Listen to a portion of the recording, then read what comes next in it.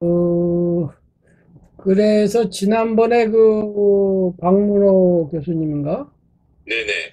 예, 그 교수님 강의를 제가 뭐 자세히 들여다보지는 않고, 네. 왜냐하면 그거 뭐 다 들어도 그 디테일한 그 내용을 다, 그거 듣는다고 알아들을 것 같지도 않고, 그렇긴 한데, 이제 요점은 그 디테일에 있는 것 같지 않으니까, 네. 그거 한번 그 뭘 궁금해 하시는지 좀 말씀해 주시겠어요? 그러니까 이 깨달음이라고 하는 것이 저도 이제 뭐 다 듣지는 않지만 요점은 제가 이제 이해하기로는 이 뇌에서 일어나는 현상이다. 뇌과학적으로. 그렇죠, 사실은. 근데 그거는 글쎄 그거에 저는 이제 의문이에요. 뭐가요? 그냥 그런가. 뭐가 왜냐하면 의문이죠? 왜냐면 이게 의식의 제가 지난번에도 말씀드린 것처럼 의식의 변화인데 음. 의식은 뇌에만 있는 게 아니거든요. 제가 볼 때. 의식에 대해서 어떻게 생각하고 계신데요? 의식은 우리 몸에 다 있죠. 일단 몸이라는 전제를 두면 음. 발, 발의 어떤 감각이라든지 음. 그러니까 이 나라고 하는 것이 몸과 마음을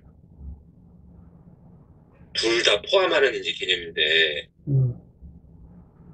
뇌에서 일어나는 걸로 한정한다면 너무 좁은 해석이 아닐까요? 음. 뇌가 나의 전부라고 하나요? 그분이? 나라는 개념을 뭐 이제 나에서부터 접근하거나 출발한 게 아니어서 음. 이제 물론 이제 제가 뭐다 완벽하게 이해를 못했을 수도 있는데 어쨌거나 음. 이제 그 박 교수님은 접어두고라도 음. 이게 그 깨달음이라고 하는 것이 뇌에서 과연 일어나는 하나의 현상으로 이해하는 것이 올바른가 음. 그거죠 그거 그거에 대한 교수님의 견해가 어떠신지를 여쭌 거예요. 깨달음이 이제 의식의 변화인데, 그죠? 예, 네, 이제 의식의 변화인데, 의식의 변화는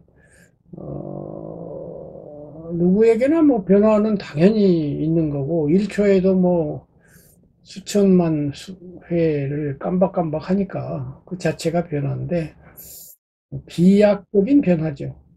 예, 예, 깨달음은 이제 여러 가지로 해석을 할 수가 있고, 깨달음에 대해서, 깨달음이 무엇이냐 하는 책도 나온 걸 봤는데, 읽으면 읽을수록 모르겠더라고요, 나는. 그래서 이제 내가 깨달음 무엇인가라고 하는 동영상을 만들어서 채널에 올려놨는데 내 불교 채널 안에서는 그 조회수가 제일 많아요.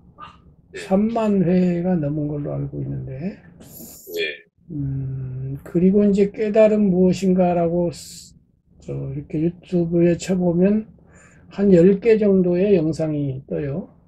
네, 그 성철 큰스님 것도 있고 또 여러 스님들 것이 많이 있는데 제 것이 영상 조회수는 적지 않은 걸로 이렇게 보이고요.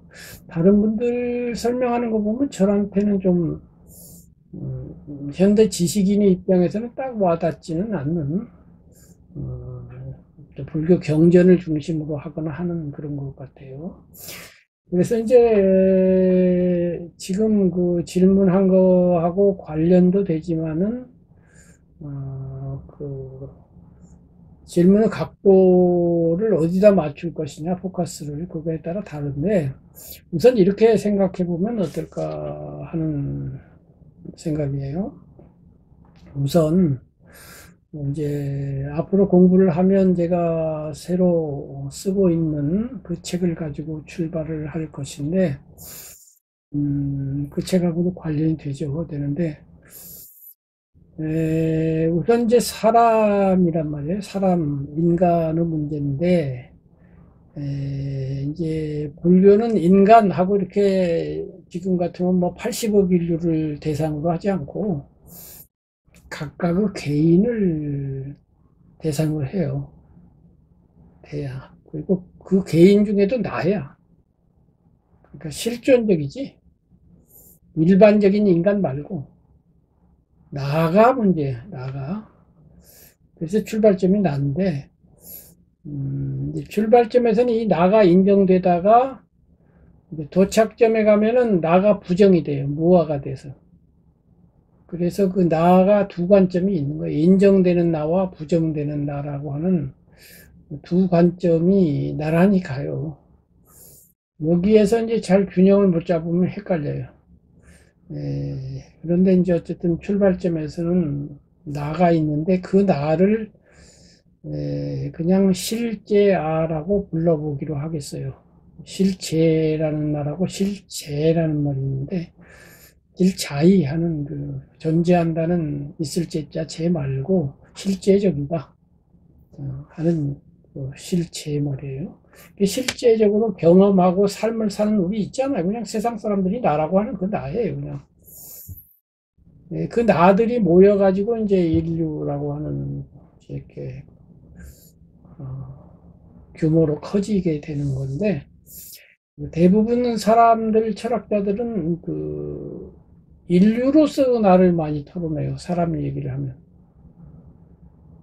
그런데 이제 실존주의에 와서 이제 인류는 그만두고 내가 문제 아니냐 하고 이제 나를 문제 삼는데 부처님은 이 나로부터 개인으로서의 나를 얘기 삼아요. 부처님 사상은 알다시피 사성제인데 사성제에서 고성제가 일어나는 것은 실제적인 나예요. 그 신체적인 고통과 심리적인 번뇌가 일어나는 건 실제적인 나지 인류인 번뇌가 아니에요. 인류 번뇌를 다루지 않아요. 그래서 기독교 같으면은 유태교나 기독교 같으면 태초에 하느님이 천지를 창조했고 그 다음에 그 아담이라고 하는 태초에 인류가 조상이 있었고 그 양반이 잘못해가지고 우리까지 이 모양이 됐다 이렇게 돼가지고 하고 그 다음에 이제 말세다 뭐 이렇게 하면서 뭐 지진이 일어나고 막 전투가 일어나고 세상이 어지러워진 다음에 뭐 아마겟돈 전쟁이 일어난다 이래가지고 말세 개념이 있는데 불교에는 그런 말세 개념이 없어요. 물론 불교에도 인류가 다 소멸하고 그 다음 인류가 일어난다는 것은 있지만은 그거하고 별개로 다시 말해서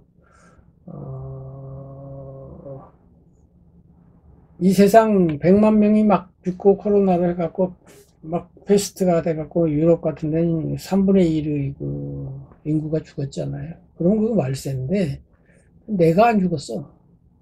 그럼 말세 아니거든. 불교 입장에서는. 근데 아무도 안 죽었는데 나는 죽어. 그럼 그게 말세잖아. 이 입장에서 말세를 논하기 때문에 말세는 내가 죽는 날이 말세지 말세라는 세상이 있는 것이 아니고 내가 죽는 날이 말세인 거예요. 이런 입장이에요. 이렇게 해서 이제 불교는 이제 나를 그 출발점으로 삼아서 신체적인 생로병사하고 심리적인 번뇌라고 하는 문제를 제기하고 그 문제를 어떻게 할 거냐 이제 이렇게 해가지고 그걸 해결하는 그 시스템이란 말이에요. 그런데 우선 이제 그 이전에 그 실제적인 이 나가 사는 삶 나중에는 이제 무화가 된다고 했는데 실제적인 나가 사는 삶이 그 이제 불교 이전의 문제예요. 불교 이전에 지금 얘기하는 거예요. 그러니까 비유하면 여기 1만 평짜리 운동장이 있어요. 이게 이 세상이라는 운동장이에요. 근데 그 안에 이제 절이라고 하는 동그라미가 100평짜리가 하나 있는 거예요. 불교라고 하는 동그라미가 100평이야. 100분의 1이야. 그 옆에는 기독교라고 또 하나 있고 이슬람교라고 있고 뭐라고 동그라미들이 있겠죠. 그러니까 관점이 두 가지죠. 첫 번째는 이 일만평이라고 하는 세속 관점이죠. 세속 관점과 불교 동그라미 안에를 말하는 이제 불교 관점 내지는 종교 관점, 이제 또는 도의 관점, 세속과 대치되는 상대되는 개념으로서의 도, 그러니까 불교로 말하면 세간이라고 그러고 출세간이라고 그러죠. 출세간 관점. 이 두 가지가 있는데 역사적으로 보면은 이제 고대, 중세, 근세, 현대 이렇게 나누잖아요. 크게 나누면 이제 고대하고 현대예요. 고대하고 중세를 묶어서 고대라고 하고 근세와 현대를 묶어서 현대라고 하면 고대와 현대인데 요 분별선이 이제 르네상스를 거쳐서 이제 근대가 시작이 된단 말이죠. 그럼 그 근대라고 하는 게 무슨 달력에 금이 그려져 있는 것은 아니고 인간이 자신과 세계를 바라보는 패러다임이 현대적으로 바뀐 거예요. 고대적이었다가. 패러다임만 바뀌었지 무슨 해가 뭐 천천히 뜨거나 늦게 뜨거나 뭐 해 뜨는 시간이 달라지거나 이런 거 아니란 말이에요. 물리적이거나 이런 거 전혀 없고 오직 인간은 심리 속에서 세상을 바라보고 자신을 바라보는 관점이 바뀐 거죠. 관점이 여러 가지지만 간단히 말하면 세속 관점이에요. 중세에는 교회라고 하는 100평 동그라미 안에가 1번이었어요. 성경으로 모든 게 판단되었다고요. 뭐 모르면은 다 성경에 뭐라고 적혀있지 이렇게 됐다고요. 근데 근세 와가지고는 지진이 나지 그러면 성경을 안 들여다보고 이 바깥 세상에서 세속에서 계기를 갖다 대고 계측을 하고 조사를 하고 이렇게 되는 시대가 됐단 말이죠. 그래서 1번이 바뀐 거예요, 순서가. 고대에는 종교가 1번이고 세속이 2번이었는데 현대에는 세속이 1번이고 종교는 2번이 된 세상이죠. 그런데 근대를 지나서 현대를 지나서 이 세속의 영역, 세속의 발달, 세속 지식의 축적 이게 어마어마해졌잖아요. 중세 시절의 지식과 지금 근세가 시작되던 시점의 지식과 지금의 지식, 인류가 보유하고 있는 지식의 양은 100배도 아니고 아마 수십만 배 늘어났을 겁니다. 이 말은 처음에 1만 평이었던 땅이 10만 평, 100만 평으로 커진 거예요. 그 세속 영역이 커졌는데 종교 영역은 100평이던 처음 그대로 가만히 있거든요. 그러니까 상대적으로 종교가 작아지죠. 가치도 작아지고. 그래서 현대에 와서 종교인이 줄어드는 거예요. 그래서 지식이 많아진, 개인으로 봐도 지식이 많은 사람일수록 종교를 안 믿어요. 그래서 기독교 예를 들면 지금 신심이 제일 깊은 기독교인들은 아프리카인이에요. 두 번째가 남미, 세 번째가 미국, 네 번째가 유럽이에요. 그래서 유럽 사람들이 제일 신심이 약해요. 그래서 유럽에서는 지금 성당이 거의 다 문 닫아가지고 신부하려는 사람이 없잖아요. 미국은 아주 골수 개신교인들이 좀 있어서 그나마 낫긴 낫지만 거기도 점점 위축되고 있고 그나마 이제 남미 쪽하고 아프리카 그러니까 결국 중진국 내지는 후진국 사람들이 기독교 신심이 강하고 이렇게 발전된 사회에서 살고 지식인이 많아지는 동네로 갈수록 신심이 떨어진다는 걸 알 수 있고 우리나라에도 마찬가지죠. 우리나라에도 지금 지적 인식이 점점 많아지면서 기독교인이 이제 점점 줄어들면서 불교도 역시 마찬가지로 왜 그러냐면은 이 지식의 증장은 종교의 그 역할을 이렇게 자꾸 뺏어가요. 종교가 하던 일을 이 세속이 자꾸 가져와. 그래서 대표적인 게 의학이죠, 의학. 그러니까 중세 시절에 그 유럽에서는 그 가톨릭 성인들이 많이 있고, 성인들은 다 그 질병 담당 성인들이 있거든요. 감기 담당 따로 있고, 무슨 질병마다 담당이 따로따로 있어요. 그래서 그거 생기면 그 성인한테 기도하죠. 신부 찾아가서 뭘 내고 뭐 기도하고 기도해 주세요. 그 스님을 통해서 하느님한테 직접 말하기는 뭐하니까 그 양반을 통해서 그 양반이 하느님한테 얘기하는 구조로, 정확하게 하면 그 양반이 성모한테 얘기하면 성모가 하느님한테 얘기하고, 이렇게 바로 대통령하고는 안 통하니까 말하자면 무슨 군수하고 콩하고 뭐 이런 식인데, 지금 아프면은 누가 거기 갑니까? 아, 의사한테 가고 병원에 가죠. 우리나라도 마찬가지죠. 심청전 보세요. 심청전. 눈을 못 뜨니까 부처님에게 공양미 300색을 바친다. 지금 공양미 300색 그런 데 바친 사람 없잖아요. 의학만 그런 게 아니라 다른 게 다 그렇죠. 지진 나면은 하느님이 화가 났나 보다, 이렇게 했지만은 지금은 그런 거 믿는 사람은 없죠. 그 다음에 이제 옛날에 종교 역할 중에서 중요한 역할 중에 하나가 그 심리적 위안 또는 심리적 상담사, 스승, 이런 역할이 많잖아요. 신부님이나 스님이나 가면 뭐 어려운 일이 있어 가서 상담하면 지혜로운 말씀 해주시고 이런 게 있었는데, 그것도 지금 상담학이나 심리학이 발달하면서 굳이 거기까지 안 가더라도 뭐 이렇게 주변에 많이 해주는 게 있고, 또 다른 뭐 많은 고통들도 있지만은 또 즐거움의 양이 많아졌죠. 세속에서 음악도 발달하고 미술도 발달하고 해서 쾌락을 누릴 수 있는 것들을 많이 또 제공을 해요. 그래서 부처님 당시에 인생은 고다, 괴롭다 이러는데, 뭐가 괴로운데 이렇게 즐거운데, 이런 사람이 많단 말이지. 이렇게 돼서 종교 영역을 하나씩 하나씩 가져오니까 종교가 할 일이 별로 없어서, 우리나라에도 지금 조계종에 출가하는 스님 수가 현저하게 줄어들어가지고 앞으로 불교가 유지될 것인가, 이거 말이 될 정도로 이렇게 됐어요. 이렇게 됐는데, 그렇게 해서 이제 세속의 그 힘이 커진다는 것이, 이제 대학으로 가면 대학의 학과가 이제 없던 학과들이 많이 생기면서 학문으로 이제 주로 남는단 말이에요. 그래서 물론 실제 삶이 다 학문은 아니지만, 학문이라는 건 실제 삶을 다뤄요. 실제 삶에서 군사학을 한다고 해서 그것이 군사는 아니지만, 실제로 일어나는 군사 문제를 다루고, 정치를 거기서 하는 건 아니지만 정치를 다뤄서 학문으로 와서 다 정리가 되는 건데, 이제 학문의 종류를 생각해 보자 이거죠.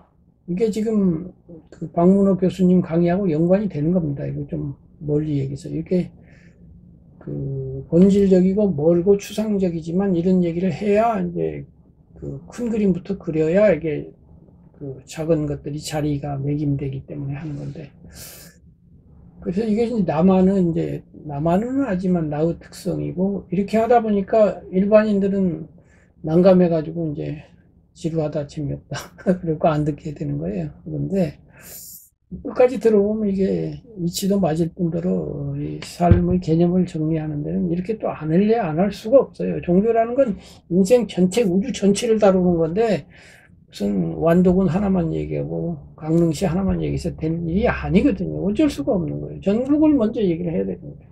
인간 세계 전체를 놓고 얘기를 하고, 경기도 들어가고 무슨 고양군, 고양시 이래야 되잖아요. 그래서 그렇게 되는 거예요. 인생 전체를 놓고 지금 얘기하는 건데, 인생 전체라고 하는 것을 학문으로 나눌 때, 첫 번째 이제 자연과학이 있잖아요.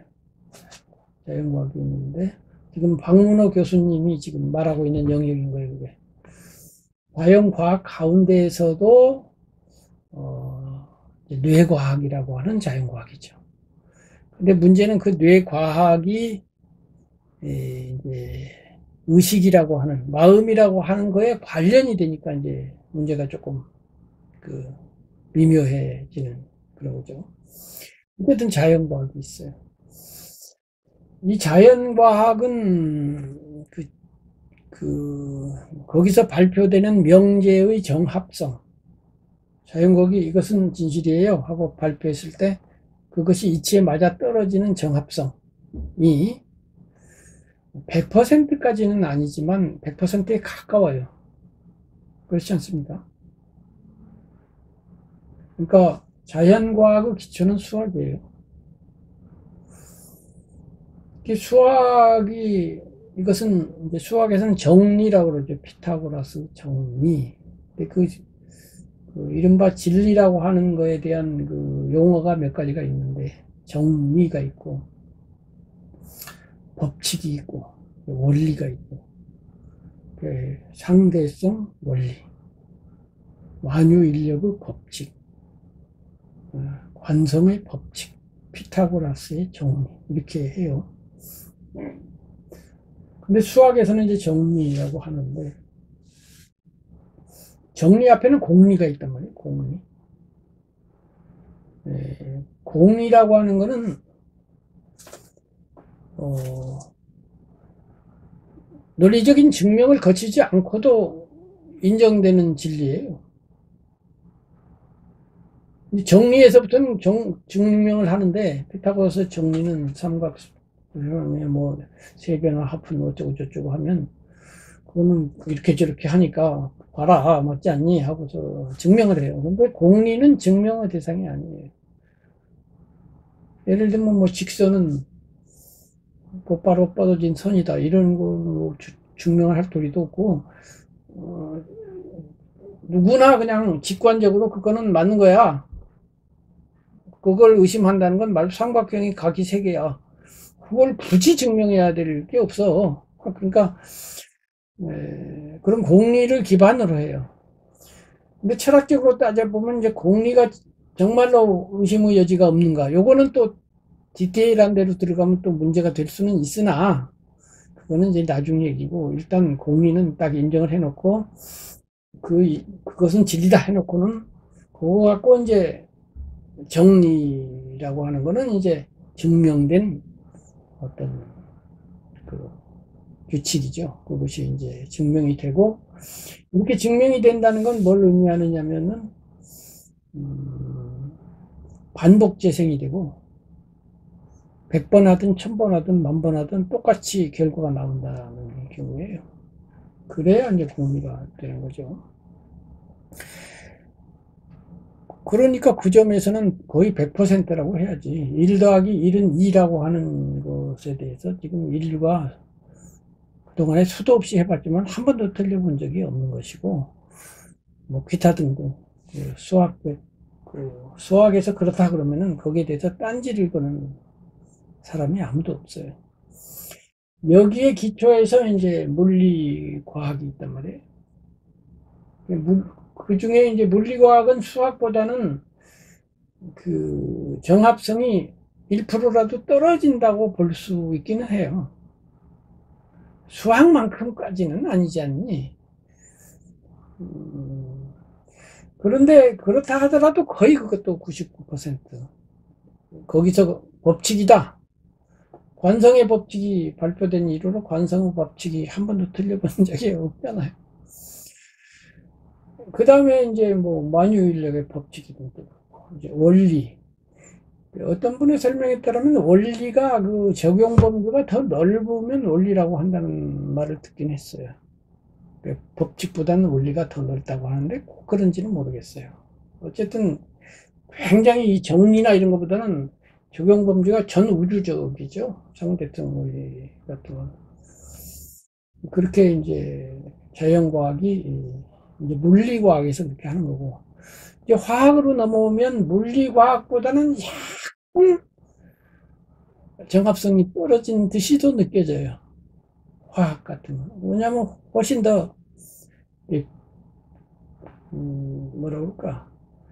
자연과학이 이렇게 일하면 일로 똑 떨어진다고 볼 때 화학에서 일이라고 하는 한 덩어리 어떤 단위들이 똑 떨어지는 느낌이 좀 안 들어. 우리 아마추어가 볼 때도. 그죠?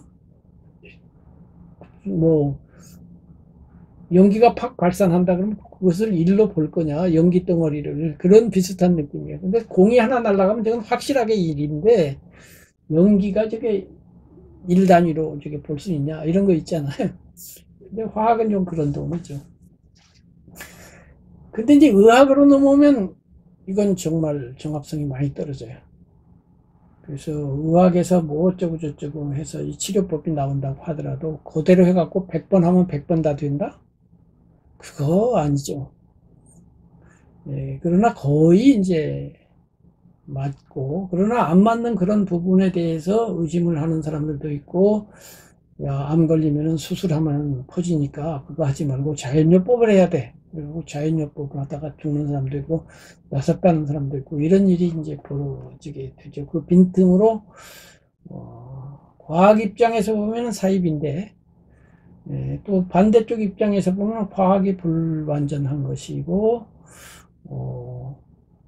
또 심한 사람들은 과학 자체를 또 사입이라고 그러는 사람도 있긴 있는데, 어쨌든 그렇게 해서 이제 자연과학이라고 하는 정합성이 굉장히 높은 그 인간의 그 영역이 있고요. 이번에는 이제 인문학이라고 하는 다른 영역이 또 있잖아요.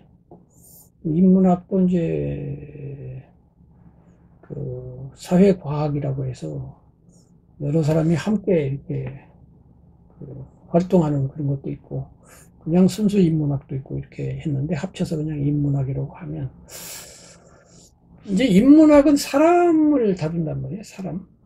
근데 사람이라고 하는 거를 왜 따로 분별하느냐 하면, 이 사람이라는 게 하도 묘한, 정묘한 존재이고, 특히 그게 지금 우리가 관심 갖고 있는 의식, 마음을 가진 존재여서 그렇단 말이에요. 마음은 동물도 가지고 있고, 식물조차도 의식이 있다고 하는데, 왜 사람만 그러냐.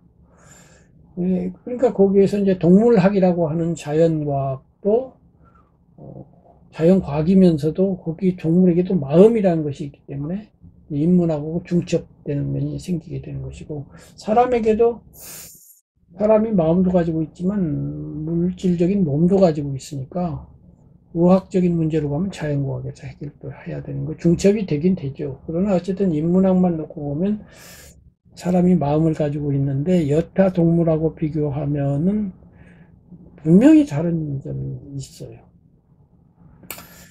그래서 이제 강아지나 이런 거 키워보면 알지만은 걔네들도 정말 사람처럼 감정도 느끼고, 심지어는 속임수도 쓰고, 이놈들도 살짝살짝 속이고 말이야. 지가 뭘 저질러 놓고 혼내면 안 척하고 내가 안 그랬어요 하고 이러잖아요. 그럼 이제 귀엽기도 하고. 그런데 그러나 제가 보기에는 가장 그 다른 점이 자의식이에요, 자의식. 그 점에 있어서 불교, 이제 대승불교 심리학 중에 유식학이라고 있잖아요. 거기에 보면 그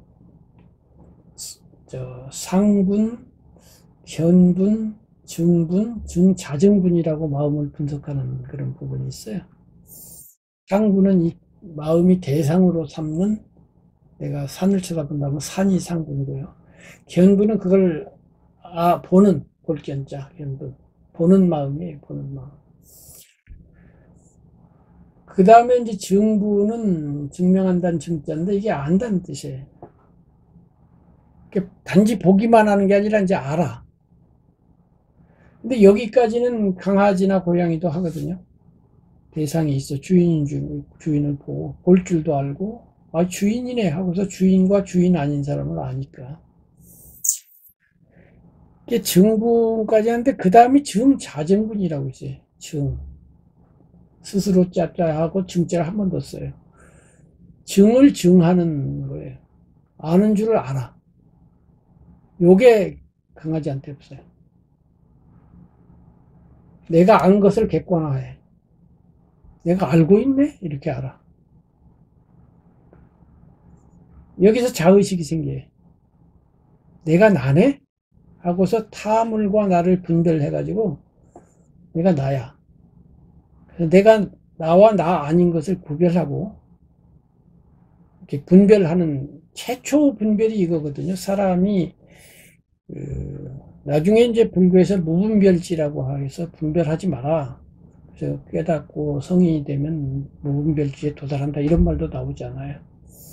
근데 출발에서는 분별이에요. 처음부터 무분별은 아니고 분별로 아까 나가 처음에는 인정됐다 마지막에 부정되는 것처럼 이것도 처음에는 분별이 인정되는데 나중에 가면 그 분별이 인정이 안 되는 이런 구조죠. 그리고 애기를 보면은 애기가 처음에 이게 동물과 같이 똑같아요. 정자증분 네 번째 그게 없어요. 내가 난 줄 몰라 얘가. 처음에는 엄마와 나도 구별을 못해. 그러다가 점점 자라면서 이게 강아지하고 사실은 똑같아요. 애기 때는. 그래서 애기 때 키우는 방법은 강아지 키우는 법하고 똑같아요. 강아지 키우는 방법은 두 가지거든. 하나는 좋은 걸 주는 거고 다른 거는 나쁜 걸 못하게 하는 거예요. 그러니까 위해 주는 거하고 훈육하는 것이 있어요. 요번에 어저께인가 뉴스에 잘 아시죠? 요즘 신문에 계시니까 초등학교 교사가 자진을 한 그런 일이 있었잖아요. 보면은 이제 아이가 하도 아이한테 괴롭힘을 당하고 그 부모가 와서 또 괴롭히고 그래가지고 그렇게 됐는데 댓글들을 보면은 이제 요새 금쪽 하시는 오은영 박사 있잖아요. 그 양반을 끌고 와서 이거 오은영 때입니다 하고 또 욕하는 사람이 있어요. 왜냐면 이 양반이 애를 키울 때 걔가 그렇게 짜증내고 하면 걔 입장에서 생각하고 걔를 보살펴주고 도와주고 이렇게 맞춰줘야 된다 이런 말을 많이 했다고 그래가지고 금쪽 같은 이런 말 자체가 애를 금쪽으로 키우라고 그래가지고 그 모양이다. 그 애가 그렇게 금쪽인 줄 알고서 와서 선생님한테 대들었다 이렇게 된 건데 또 다른 댓글을 보면 그렇지 않다. 오 박사가 그 얘기만 한 게 아니라 엄하게 아닐 때는 꾸짖고 훈육하는 것도 얘기했다. 그거예요.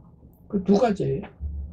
한편으로는 걔를 위로해주고 다듬어줘야 돼. 맨날 그렇게 하면은 자립도 못하고 이 세상이 다 밖에 나가면 자기 마음에 맞춰주는 세상이 아니기 때문에 마음에 안 들었을 때 자기를 조절하고 통제할 줄 모르면은 부르짖는 사람이 되죠. 요 양당 간의 용도적 그때 상황에서 딱 알맞는 둘 중 하나를 선택하는 것. 이걸 해주는 게 지혜거든요. 이건 공자님이 말씀하신 거예요. 그래서 공자를 배워야 된다고 늘 말을 하는 건데, 그 시중이거든요. 때 시자 가운데 적자. 때의 중. 이 중은 미들이라는 뜻이 아니고 센터라는 뜻이에요. 적중이라는 뜻이 적중. 한가운데로 맞춘다 이거예요. 지금 엄격하게 해야 될 텐지, 지금 따뜻하게 해야 될 텐지를 딱 봐가지고, 혼낼 때는 혼내고, 맞춰줄 땐 맞춰주고, 이거 딱딱 아기가 떨어지면 그게 성인이라는 거죠. 그만큼 어렵다는 거예요. 네, 그래서 이제 그렇게 되는데, 아기가 처음에는 자기가 내가 난 줄을 알고 나를 조절하고 통제하려면은 아까 네 번째 그 자의식이 있어야 되잖아요. 근데 없어. 강아지랑 똑같아. 그래서 강아지를 키우는 법을 배우면 그 참 배울 바가 있어요. 뭐가 있냐면은 잘했으면 칭찬을 해주기 위해서 이제 간식 같은 걸 줘서 자꾸 격려를 해요. 그러니까 애기도 똑같은 거예요. 잘했을 때, 야, 잘했어, 너. 안아주고 이렇게 해서 좋은 걸 개발시키는 거예요. 근데 저거 하면 안 되는 거야. 안 되는 건데 어떡할 거냐 이거지. 그게 이제 혼내는 것도 있는데요. 혼내는 거 이전 단계가 뭐냐면 무관심이에요. 무관심. 강아지는 사랑을 안 해주는 거야. 전에는 이렇게 하면 칭찬받았는데 하는 척하고 무관심하는 것이 이제 사랑이 왼쪽으로 90도 꺾은 건데 오른쪽으로 90도 꺾는 방법도 있지만 한가운데 0도에 와 있으면 그것이 쳐버린 거야. 왼쪽 90도를 기대하고 있는 아이한테는 그게 쳐버리잖아요. 근데 쳐버린데 부정작용을 일으키지는 않아. 혼내면은 혼낸 효과도 있지만 얘가 마음속으로 다른 또 나쁜 심리 기제로 또 그러니까 반작용이 일어날 수가 있잖아요. 그래서 이렇게 되어 있는데 애기 키울 때도 그걸 잘 생각해서 혼내지 않고도 중립적으로만 딱 해도 된다면 그거 좋은 방법이에요. 그러나 이제 뭘 심하게 할 때는 이제 그것도 어느 정도가 적당한지 그 참 어려운 얘기지만 어쨌든 훈육을 이렇게 하게 되는데 그것이 이제 통하는 나이가 조금 커야 돼요. 그래서 이제 점점 크면서 얘는 자아를 확립하게 되고 거기에 맞춰서 이쪽에서도 이제 맞춰서 훈육을 하게 되겠죠. 그래서 미운 7살이라는 말이 있는데 그게 왜 그러냐면 그 나이 때 그 자아가 확립되기 시작하니까 내 거야! 이런다고. 전에는 이게 뭘 가지고 엄마 거가 내 거고 내 거가 네 거였는데 엄마한테도 이건 내 거예요 하고서 내 거를 챙기기 시작한다고. 미혼 7살이요? 그러죠.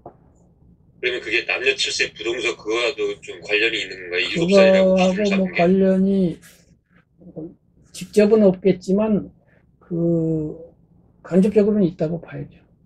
그러니까 자타 분별이 된다는 거는 남녀 분별도 된다는 뜻도 되고 남녀 분별이 된다는 거는 그때까지는 저 아이를 이성으로서의 호기심으로는 안 봤는데 이제 이성으로서의 관심을 갖고 볼 수도 있다는 그런 뜻도 있으니까요.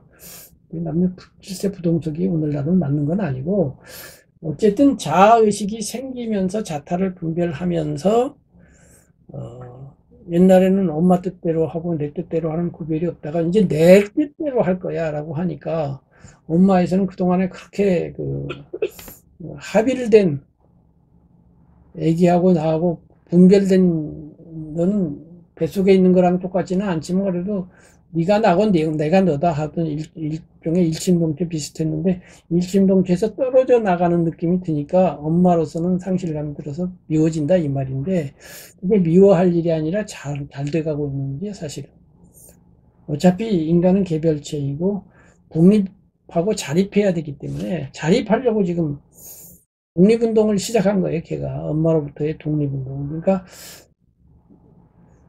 독립은 좋은 거거든요 인간은 결국 독립을 해야 돼. 그래서 자녀 교육의 최종 목표는 자립이에요. 얘를 자립시키려고 키우는 거예요. 그렇기 때문에 제1명제가 자립이기 때문에 자립에 도움이 되는 교육은 좋은 교육이고 자립을 저해하는 교육은 안 좋은 교육이에요. 그래서 어떤 가치가 얘를 지도하는 그 가치가 두 개가 이렇게 경합할 때 이것도 중요하고 이것도 중요해요. 그러니까 외고를 갈래 예를 들면 무슨 일반고를 갈래 이런 선택의 여지가 있어요. 이게 좀 헷갈리는 거야. 근데 이거보다 상위 가치가 자립이거든. 그러니까 외고 갈 때 자립을 할 수 있는 가능성이 80%고 이쪽 갈 때는 70%면 80% 쪽을 선택하는데 그 선택의 기준을 제공하는 게 자립이라니까. 근데 자립이라는 것은 얼핏 생각하면 경제적 자립만 생각할 것이 아니라 그거 아니에요. 종합적인 자립이에요. 인격적 자립, 경제적 자립, 행복의 자립 이런 거기 때문에 외고 가가지고 실패해가지고 네가 가수 되려다 가수 못 되고 차라리 일반고에 가면 나을 텐데 그 점에서는 얘가 점수가 높다. 그거 아니에요. 종합적으로 평가할 때 네가 실패를 했다 하더라도 실패한 상태에서 너는 행복을 유지할 수 있고 다른 길을 찾을 수도 있다. 이런 점이 있기 때문에 그렇게만 생각할 건 아니에요. 어쨌든 그래서 자립하려고 하는 7살은 아주 잘하고 있네 이렇게 봐줘야 되는데 그런 그 통찰 지혜 이런 게 없다 보니까 엄마 입에서는 배신감 내지는 상처 이런 걸 받는데 그러면 안 된다 이거지. 그러니까 사춘기에 가서는 이제 결정적으로 완전히 난 마지막 자립을 하는 독립운동의 끝판왕이 나오니까 무슨 질풍노도다 막 왔다 갔다 하고 그러니까 그거 부모는 견디기 힘들다. 뭐가 견디기 힘들어. 엄청 잘하고 있는데 전혀 관점이 다른 거예요. 지금처럼 말하는 정도는 아니라 하더라도 이에 대해서 나는 거의 비슷한 생각을 옛날부터 가지고 있어가지고 그런지 몰라도 애들이 미운 7살이었던 적도 없고 사춘기라고 해서 부모와 뭐 형제간 둘이서 뭐 무슨 문제가 생긴 것이 없어요. 없고 이제 큰 아들 같은 경우는 외국서 유학할 때 무슨 가수가 된다고 그랬었길래 대화를 해보니까 가수가 될 정도는 아니거든. 노래를 좀 잘하긴 하지만.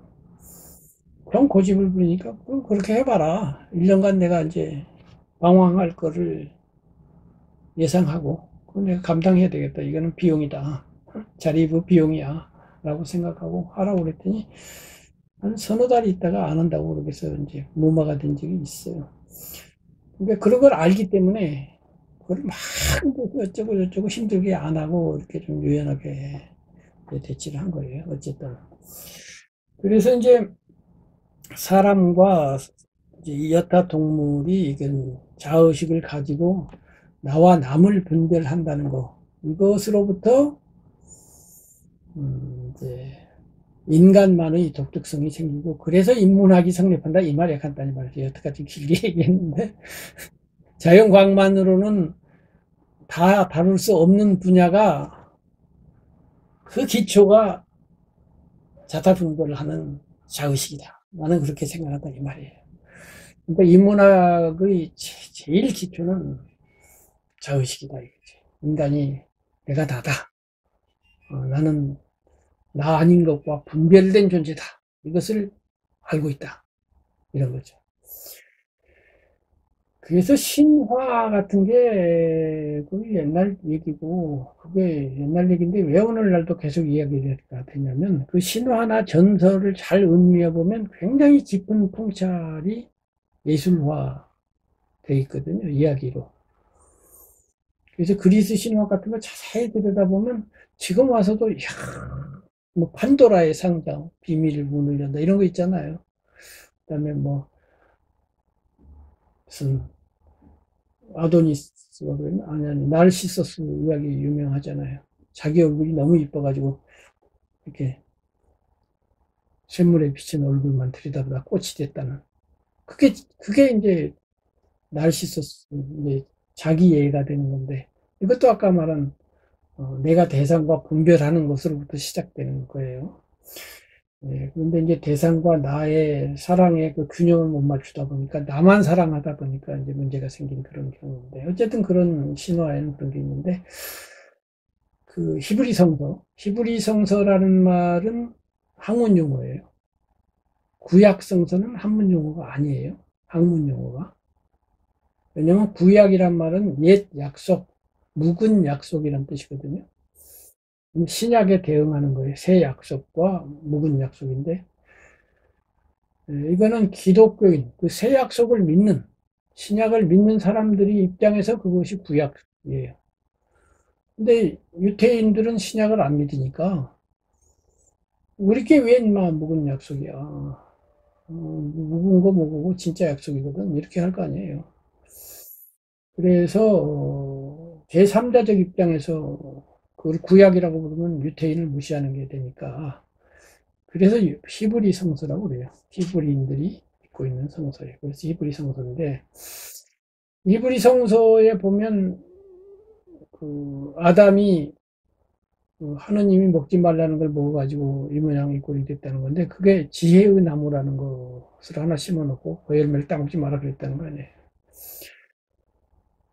그걸 신화적으로 해석하면 지금 증자증분이야. 내가 나인 줄을 아는 거야.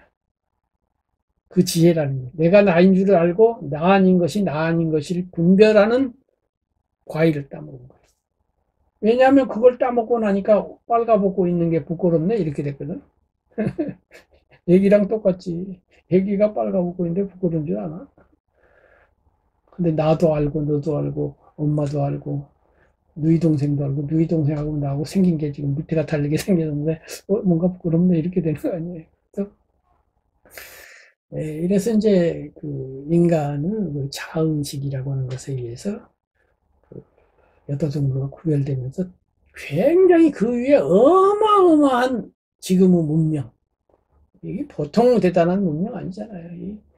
정말 우리가 인간이지만 인간이란 머리가 여기까지 왔냐, AI까지 만들 지경까지 왔냐 해가지고 정말 이게 보통 어마도 아니고 이게 정말 대단한 걸 해놓은 이 어마한 문명이라고 하는 것조차도 처음으로 돌아가면 그 간단한 내가 나인 줄 아는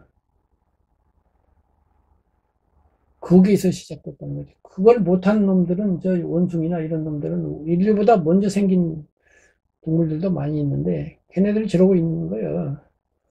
10만 년 전에도 저러고 있더니 지금도 저러고 있는 거예요. 혹시 똑똑한 어떤 원숭이가 사람 IQ 90 정도 되네 이런 놈이 나와요. 나오는데 그 새끼가 나면 도로 마찬가지. 걔만 혼자 하고 그 학습이 되어서 그 학습이 누적시키지를 못하게 돼요. 학습된 거를 전수하는 시스템이 없어요. 나만 그냥 하고 그것이 끝나버려.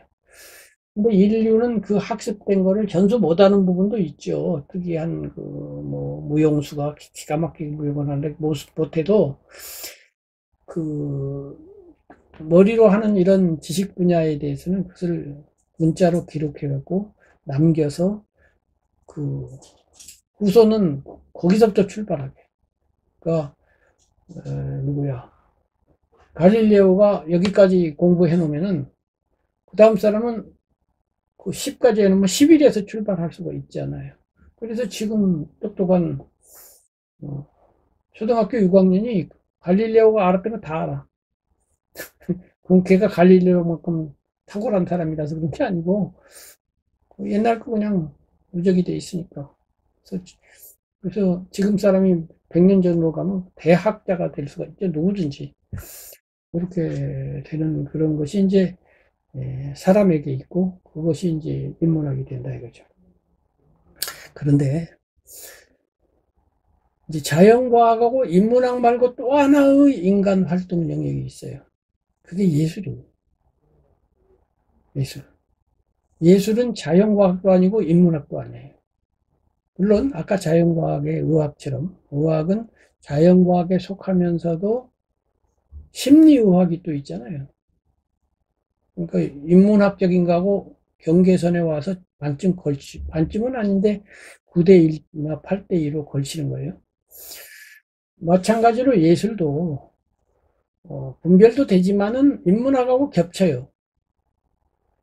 그렇지만 겹친 분야가 역시 8대2로 독립 분야도 많아요. 그래서 예술은 따로 얘기를 해야 돼요. 그래서 인문학하고 자연과학은 학이에요, 학.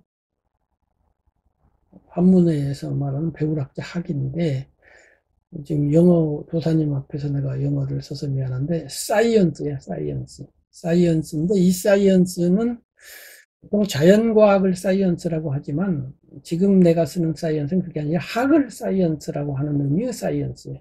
이 사이언스의 기본은 분석이에요. 분별, 분석. 분석은 쪼갠다, 이거예요. 이 쪼개고 나누는 거는 자연과학만 그런 게 아니라 인문학도 그렇잖아요. 다 쪼개요.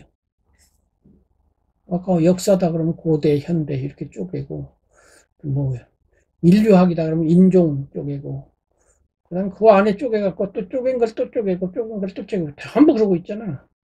심리학이다 그러면 의식과 무의식 쪼개고, 의식을 다시 쪼개고, 쪼갠 걸 또 쪼개고, 이래갖고 모든 학문은 다 이렇게 쪼개고 갈고 나누고 분석하는 거예요. 물리학도 마찬가지로 원자, 분자로 나눴다가 분자를 원자로, 원자를 또 양성자 이렇게 또 쪼개고 뭐든지 쪼개고 나누는 거예요. 이 쪼개고 나누는 걸 학이라고 부르자 이거지. 그 상대편에 학 아닌 것이 있어야 되죠. 안 쪼개는 거 있을 거 아니에요. 합치거나 통합하거나 직관하는 거예요. 이거는.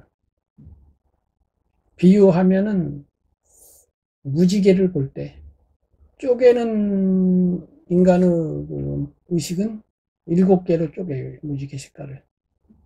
동양은 5개로 쪼갰어요. 이 말은 무지개를 쪼개는 선이 있는 건 아니에요. 빨, 주, 노초, 파란보 하면은 이제 초등학생은 크레용을 각각 가져와서 빨강색 칠하고 주황색 칠하겠지만 그렇게 구별 선이 있지는 않잖아요. 어느 사이인가 다음 색으로 넘어가잖아요. 그 말은 이 빨강만 해도 다시 7개로 나눠도 돼요. 그렇잖아요. 7개로 나눈 첫 번째를 다시 7개로 나누면 돼. 그래서 이 무지개 전체의 색깔이 700개다. 그래도 틀릴 것이 없어요. 700만 개라고 해도 안 틀려요. 그러잖아요. 어느 사이인가 가니까. 그런데 이제 우리의 의식이라는 게 편리와 여러 가지 수준에 있어서 그냥 7개 정도 하자고 하고서 이제 7개로 하는 것이고, 동양에서는 5개로 하자고 한 거예요. 그런데 무지개를 볼 때 그렇게 분석적으로 보는 이른바 좌뇌적 인식이 있는가 하면 통합적으로 보는 인식이 있어요. 직관으로 보는 거예요. 분석은 시간이 걸려요. 짧은 시간이지만 시간이 걸리는데 직관은 시간이 안 걸려요. 보자마자 바로 전체를 봐버려. 바로 봐버리고 의식이 작동하기 전에라고 할 수 있어요. 분석지가 작동하기 전에. 그래서 직관이에요. 바로 직관적으로 딱 봐. 딱 보는 0.0001초 순간에 좌뇌적 인식이 분석으로 작동하기 전에 감성이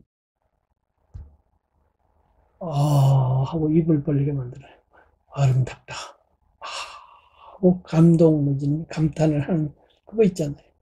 이 두 가지가 있는 거예요. 사람의 그 마음이라고 하는 것이 그렇게 둘로 나뉘는 거예요.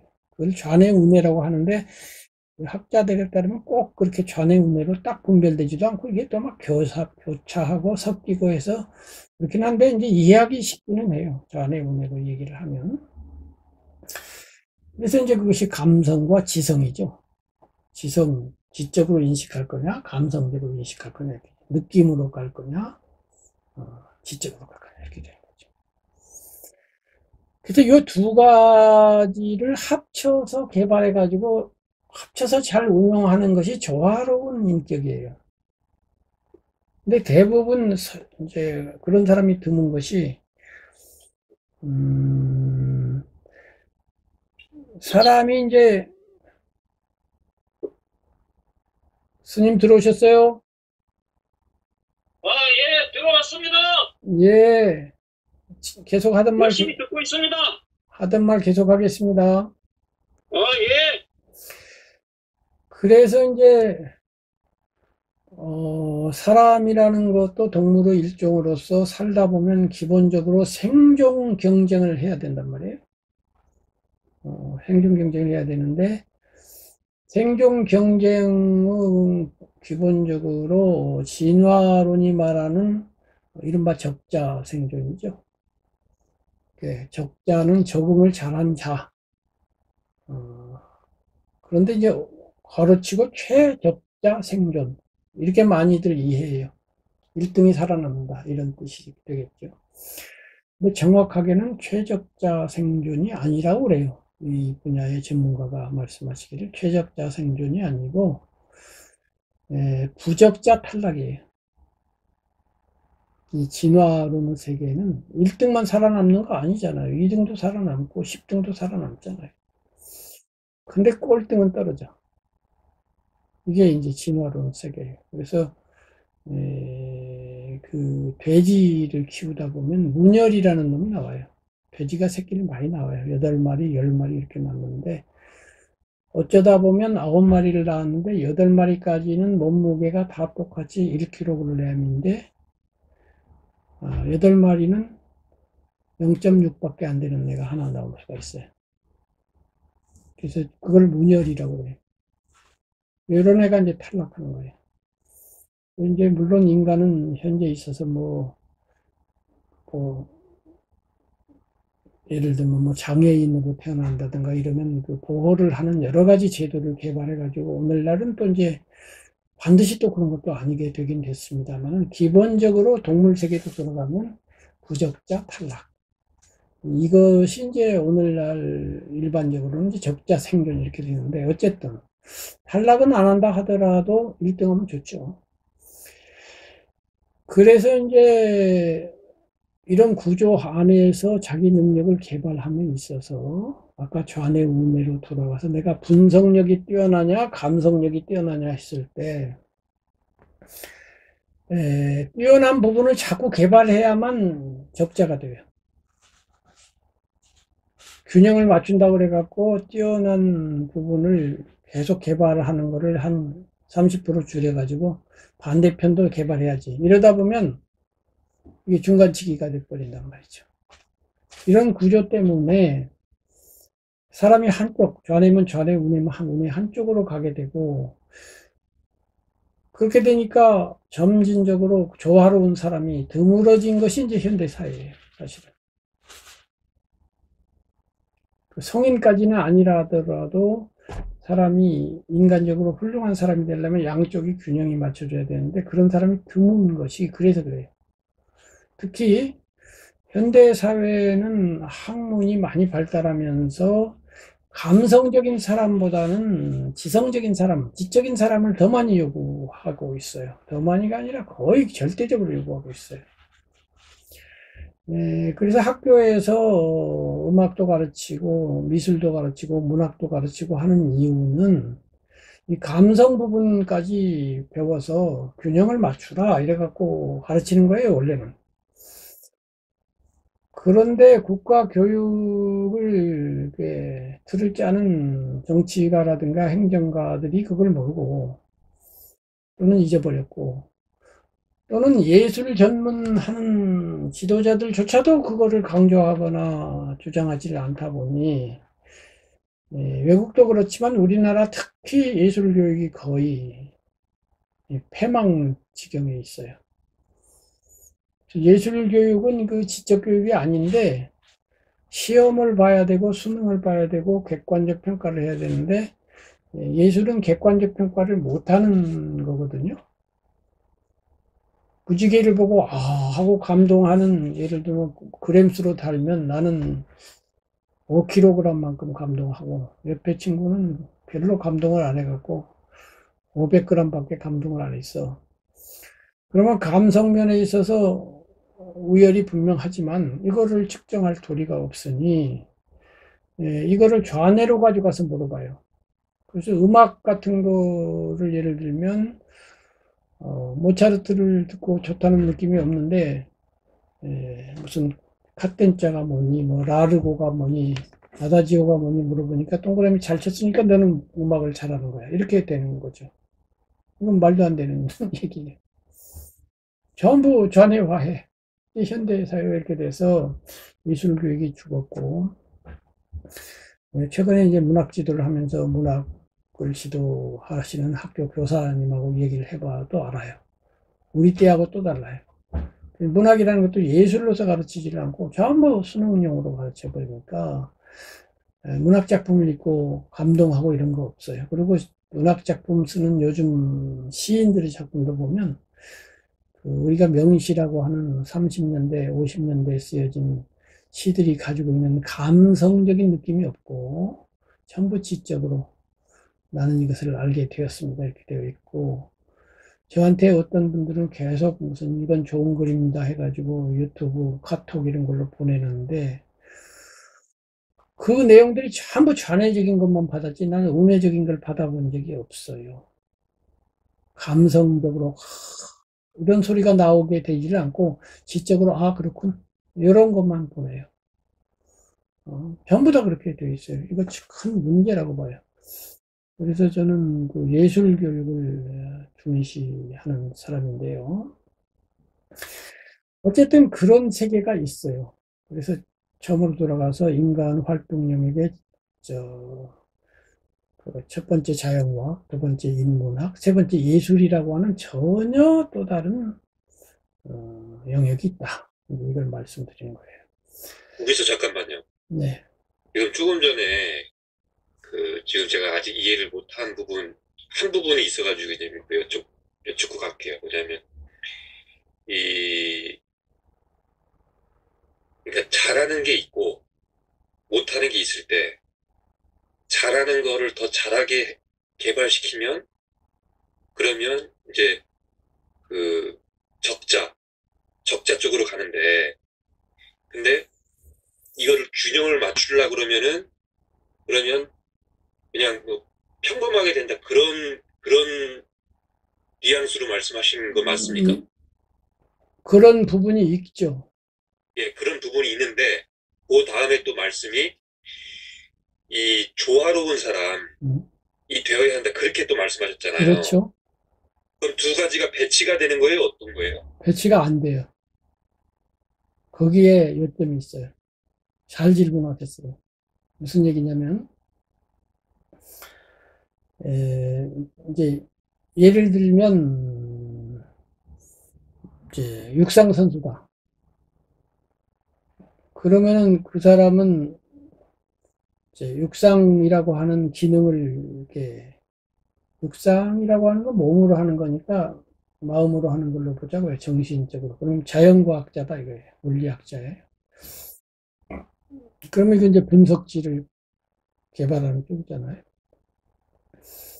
그걸 극치로 밀어 올려요. 그러면 내가 지금 2등이야. 2등인데 열심히 그거 보냐면 열심히 하면 1등이 된다. 이게 이제 적자잖아요. 근데 여기서 힘을 좀 빼가지고 음악도 듣고 뭐 내가 그림도 그리고 한다는데 시간을 보냈다고 치자고. 그럼 뭐 관광을 다니고 뭐 어떻게 했어요. 얼핏 보면 그렇게 하면 2등이었던 사람이 시간을 결국 그 연마할 시간을 낭비한 셈이 되어가지고 3등이나 4등이 될 것 같잖아요. 근데 그렇지 않다는데 이제 묘미가 있는 거죠. 오히려 반대쪽을 개발함으로써 그좀 험한 표현이긴 한데 쓰리 쿠션으로 들어와가지고 그게 적자가 되는데 도움이 될 수도 있어요. 또 도움이 많이 돼요. 그 대표적인 사례가 아인슈타인이에요. 아인슈타인이 바이올린 연주를 거의 프로급으로 했던 사람이에요. 그 양반이 적자가 아니라고 하는 사람은 아무도 없죠. 적자 중에도 최적자 중에도 뭐 인류 역사를 통틀어도 최적자 중에 최적자 아니에요. 그러니까 좌뇌를 끝까지 밀어붙이는 데 있어서 당대에 아무도 따라올 수 없었던 사람이에요. 그럼 그 사람이 바이올린도 안 하고 그런 것도 안 하고 더 밀어붙였으면 더 잘했을까요? 아닐 것 같아. 왜냐하면 본인이 여러 가지로 말을 해요. 내가 그 상대성 원리라고 하는 것을 이렇게 발견함에 있어서는 예술적 영감 내지는 그런 쪽에서 창조적인 아이디어가 나온 거다. 분석적인 게 아니라 직관 쪽에서 나온 거다. 이런 거죠. 이 창조성, 예술은 결국 창조성이거든요. 그러니까 예술을 만드는 걸 창작이라고 해요. 창자가 들어가요. 근데 신이 세계를 만든 것도 창조라고 그러죠. 창의, 창발, 뭐 창자가 들어가는 게 들어 있는데 창의성을 좀 이야기 많이 하는데 그 창은 없는 걸 새로 만들었을 때 한문에서 창 그렇게 하고요. 있는 걸 또 만들면 지을재, 지을작, 지을조, 제조, 제작 이렇게 해요. 그러면 창작이라는 말은 작 부분에 대해서는 아무리 예술가라도 완전히 없는 걸 100% 새로 만드는 건 없어요. 그러니까 모나리자라는 그림은 창작품인데 이런 여인은 여태까지 없었기 때문에 그 창작이에요. 이렇게 생긴 이쁜 여자는 처음으로 나왔으니까 그 창작인데 그렇다고 해서 여인이 그동안에 없었던 건 아니잖아요. 여인이란 건 있었는데 여인을 그린 부분은 자기야. 근데 이런 여인을 그린 부분은 창이다 이 말이지. 시도 마찬가지예요. 시라는 예술 형식은 옛날부터 있었으니까 시를 썼다는 것 자체가 자기고 예를 들면 겨울은 강철로 된 무지개인가 보다 했을 때 겨울이라는 단어도 있었고 강철도 있었고 무지개도 있었고 뭐 다 있었어요. 그러니까 그건 자기야. 근데 그걸 조합해가지고 겨울 이퀄 강철 플러스 무지개 이 아이디어는 지금까지 없었던 거거든요. 요게 창이에요.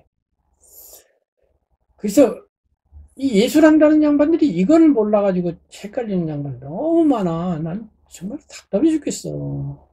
뭘 모른다는 거예요? 예술이라는 거 본질이 창을 하는 데 있다는 걸 모르고서 그걸 알면 저렇게 안 그림을 그릴 텐데 하는 그림을 그려. 도무지 창성이 없어.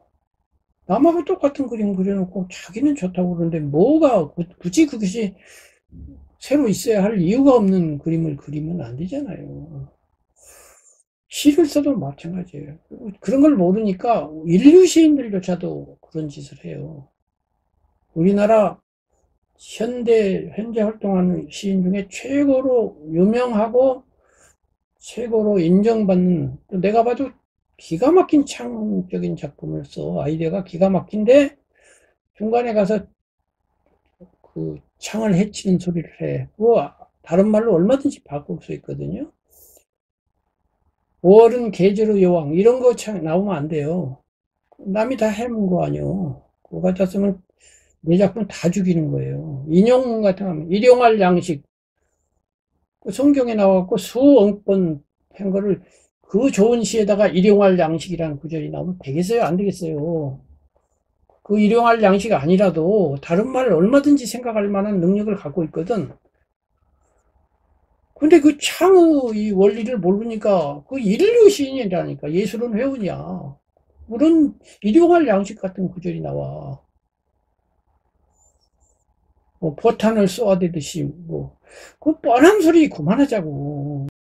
하면 그런 건 다 없어져요. 지금 예를 들면 이어령 선생님이 얼마나 유명하고 얼마나 활동 많이 했습니까? 근데 비평가지 창작가는 아니잖아요. 학자잖아요. 100년 지나면 기억 안 해요. 이어령 선생 같은 분이 10년 전, 20년, 30년 전에 없었을까요? 많이 있었어요. 백철. 이런 분들 다 예술원 회장하고 당대 최고의 비평가 많았어요. 김윤식 선생. 지금까지도 영향을 미치죠, 아직은. 근데 다 잊혀요. 그런데, 누구 있잖아요. 귀천. 천상병 선생. 이름은 아시죠? 알죠? 가서 아름다웠다고 말하리라.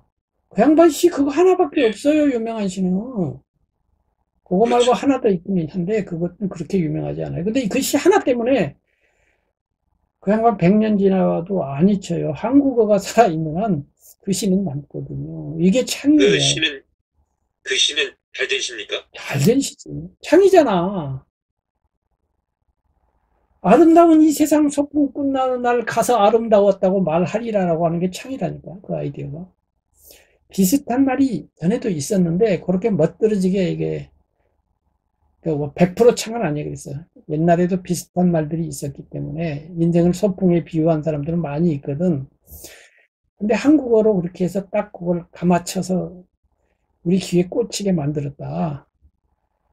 그 아이디어 하나가 창이고, 그 창이 너무 좋으니까 그게 살아남는다 이거지. 그게 예술이 그런 거예요. 예를 들면, 이태백의 그 춘하연 도리원서라고 하는 그 글이 있는데, 산문이죠. 내가 아는 중국어로 된 가장 훌륭한 수필이라고 볼 수가 있어요. 근데 첫 구절이 우천지자는 만물지 영묘요, 광음자는 백대지 과객이라고 했어요. 무릇 하늘과 땅이라고 하는 것은 만물이 쉬어가는 여관이고, 광음, 시간이라고 하는 것은 그곳을 지나는 영원한 손님이다. 이런 거예요. 첫 구절부터 그냥 그 창성이 뒤통수를 쾅 치는 거예요. 그리고 우주적으로 시작해. 시공을 딱 얘기해놓고, 시간이라고 하는 거는 손님이고, 공간이라고 하는 거대한 호텔에서 쉬어가는 것이 시간이다. 이렇게 시작을 하는데, 여기에 암암리에 천상병에 가서 아름다운 이 세상 소풍 끝나는 날, 소풍이란 말이 직접은 안 나와도 약간 있는 거예요. 시간이 소풍 나온 거다라는 개념으로 볼 수도 있잖아요. 그러니까 이런 것들이 옛날에 시가 있으니까 약간 영향을 받을 수도 있었다고는 보지만, 그러나 소품이라고 말한 건 아니니까. 어쨌든 그것이 창이고, 그 창이라고 하는 건 뭐냐면은 이 우주의 존재의 총계, 이 총계를 예를 들면 뭐 물리학적으로 원자로 하면 이 원자 수가 얼마인지 모르겠어요. 우주 전체가 물리적인 것만 보면. 그러면 1억 곱하기 1억 승일 수도 있잖아요. 또는 심리적인 것도 원자로 분석하면 심리적인 것도 1억의 1억 승이 있겠죠. 그 우주적 총계에다가 지금까지 없던 걸 하나를 보탠 거야. 플러스 원 한 거라고. 이 세상 소풍 끝나는 날이라고 하는 요 아이디어 하나를 창해갖고, 그래서 신이 된 거지. 창조자가 된 거야. 그 요마어마한 것이 이게 예술이요. 그렇게 해서 우리의 그 인식과 감성의 범주를 넓혀주는 거예요. 그래서 예술에는 자유성이 있어요. 우리가 그러한 시를 알므로써 전에는 삶에 대해서 생각했던 아이디어, 생각이 100가지였는데, 아, 삶을 소품으로도 볼 수 있네 하는 101번째가 생긴 것은 그만큼 삶을 바라보는 시선이 확장된 거잖아요. 새로운 노래 하나를 들으면 감성 영역이 청각을 중심으로 그만큼 확장된 거예요. 그래서 예술은 그렇게 확대하고 그 확대 속에는 자유가 있어요. 창은 자유에서 생긴 거거든요. 그런데 이쪽 좌뇌의 그 분석 세계는 자유가 없어요. 당구공 법칙이라니까. 딱 치면 그 힘을 계산에 딱딱딱딱 넣으면 몇 초 후에 딱딱딱딱 부딪혀서 거기 가서 저렇게 있다. 완전 자유가 없어요. 완전 계산으로 돌아가는. 근데 이 예술에는, 창에는 자유가 있거든. 이 자유가 나중에 엄청 중요한 문제가 돼요. 삶의 자유가 있냐 없냐가 아까 처음에 우리가 출발한 박문호 교수님이 말한 우리의 뇌라고 하는 것이 깨달음과 어떤 관련이 있느냐 하고 나중에 가면 이게 자유하고 문제가 돼요. 자유냐 필연이냐, 이것이 문제가 돼요. 굉장히 멀리 돌아오고 있는데 어쨌든 그렇게 해서 이제 하는데, 이제 아까 질문만 갖고 얘기하면 아인슈타인의 예처럼 그 양반이 예술을 하면서 이렇게 좌뇌로 하면서 답답하고 힘들고 구속받고 그 당구공 법칙 속에서만 생각을 굴리다가 툭 떠나서 자유롭고 툭 던져보고 거꾸로도 생각해보고 아닌 거라고 생각해보고 나쁜 놈이 좋은 놈이다 이렇게도 한번 생각해보고 이런 식으로 이 예술은 그런 거예요. 예술은 반전시키고 뒤집는 거예요. 여기는 질서 정해놨는데 이게 무질서한 거예요. 좋은 의미의 무질서예요. 그래서 아까 신화로 들어가서 그리스 신화로 가면 이게 아폴로는 세계고 이것이 디오니소스의 세계예요. 이게 혼돈. 디오니소스는 혼돈, 도치, 술이 취하고 정신을 잃고 우아지경으로 들어가고 몽롱해지고 마약 상태일 수도 있어. 술 취하면. 그래서 이태백이 같은 술 취해야 시가 나오잖아. 이런 도취, 몰입 뭐 이런 세계고 이쪽은 정신이 말똥말똥해가지고 아주 이성적으로. 근데 이성적인 사람은 차갑잖아요. 이쪽에는 인간적이고. 요 양면의 조화가 중요하다는 건 니치가 또 얘기했지만 역시 동양과도 마찬가지인데 많은 사람들은 이쪽에 전념을 해야지 이쪽에 기웃거리는 동안에 나는 최적자가 될 수가 없어 라고 강박관념을 갖지만 나는 그렇다고 생각을 안 해요. 그리고 나 개인적으로 생각할 때는 요 양면의 비율이 보통 사람보다는 좀 비율이 좀 5대5인지는 몰라도 5대5에 가깝지 않을까라고 생각해요. 이쪽에 대해서도 예술을 해왔으니까. 네, 근데 요것도 요번에 이쪽만 하는 사람들 있잖아요. 음악만 하고 바이올린만 하고. 이거 사실 기타, 바이올린 이런 거 하나 통달하려면요. 아람브라 궁전의 추억, 이 트레몰로로 이게 몇 분짜리 그거, 5분짜리 이거 숙달하려면요. 요즘 10시간, 20시간 해갖고 될 일도 아니잖아요. 어마어마한 숙달해야 돼. 그거 하나만 있냐고, 근데.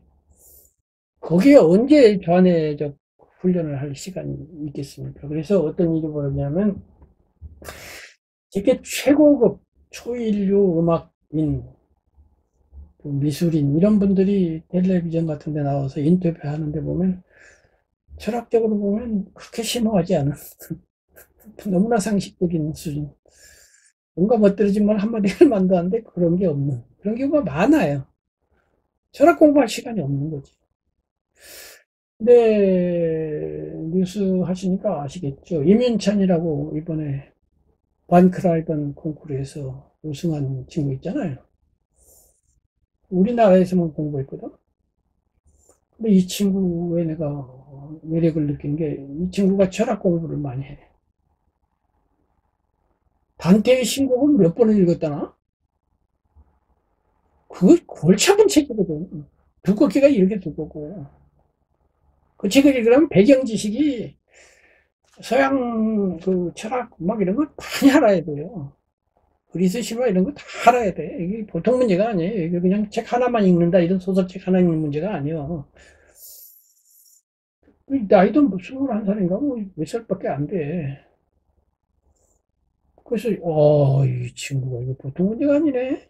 그 피아노는 좀만이 잘 치냐면 뭐 최연소로 거기서 세계에 가서 1등 했으니까 더 이상 말하면 안 되고, 난 이 친구의 매력을 많이 느껴요. 그래서 그런지 이 친구가 말을 할 때는 아까 말한 상당한 깊이가 있어. 어린아이인데, 정말 놀라운 아이예요. 자기는 뭐 1등 하고 싶지도 않았고, 1등 한다고 생각하지도 않았고, 등수도 관계없고, 긴장도 하지 않았고, 그냥 쳤다는 거야. 그 리스트 조절 기교라고 해서 아무도 못 춘다는 그 어려운 곡을 그냥 땅땅땅 준결승에서 쳐버리니까 다 졌다. 1등은 그냥 거기서 결정난 거예요. 결승까지 갈 필요도 없다. 얘는 1등이다 하고 그냥 이미 결론이 난 거예요. 그 조절 기교가 하는 거니까는 쳐버리는 동안에. 그리고 그런데 오히려 최적자고 뭐 이런 생각도 없는 거지. 최적자고 나발이구나 그런 건 모르겠고, 나는 그냥 피아노 치는 게 좋아가지고 하는 건데, 내가 바라는 거는 자와 산속에 들어가서 혼자 피아노만 치면서 살아가면 난 그걸로 그냥 끝이야. 난 아무것도 바라는 게 없어. 이런 식으로 얘기를 해요. 근데 이게 지금 나이 60이 돼도 못할 소리를 하는 거야. 그러니까 이 양쪽의 균형을 이룬 사람이 보이는 그 멋있음과, 그리고 얼마나 행복할 거야. 그런 사람 돼야 된다고. 물론 이제 나중에 가서 혹시 또 그게 아니더라라고 하는 일이 갑자기 벌어지지는 모르겠으나, 지금으로 봐서는 그런 염려하기 전에, 그런 염려하려면 내가 그런 모습을 보이지는 않을까. 나나요 열심히 조심하면 될 것 같은 그런 분위기거든요. 어쨌든 그래서 그 질문에 대해서는 답이 됐나요? 지금, 예, 답이 됐고요. 크게 지금 세 가지 학문, 이제 자연과학, 그 다음에 인문학, 그 다음에 이제 예술 세 개를 말씀하셨는데, 네 번째가 있어요. 네 번째가 뭐예요? 종교야. 스포츠 쪽은 안 들어가요? 스포츠는 그 예술에 포함시키면 돼요. 그러니까 알겠습니다. 예술에도 포함시키고, 그냥 일부는 예술에 포함되고, 일부는 여러 가지로 흩어져요. 그래서 그것도 저 신체적인 측면도 있고 그래가지고 그건 여러 가지가 겹치는 분야예요. 그래서 그 바둑이 있잖아요. 바둑이 옛날에는 도라고 그랬어요. 기도. 그다음에 일본에서는 그걸 예로 봤단 말이에요. 꽃꽂이라든가 다도라든가 이런 거 같이 예로 봤단 말이죠. 동양에서도 그것을 인격을 둬야 하는 것이라고 하는 의미 부여를 했었단 말이죠. 근데 현재는 스포츠로 분류가 되어 있죠. 스포츠 단체로 가입되어 있고,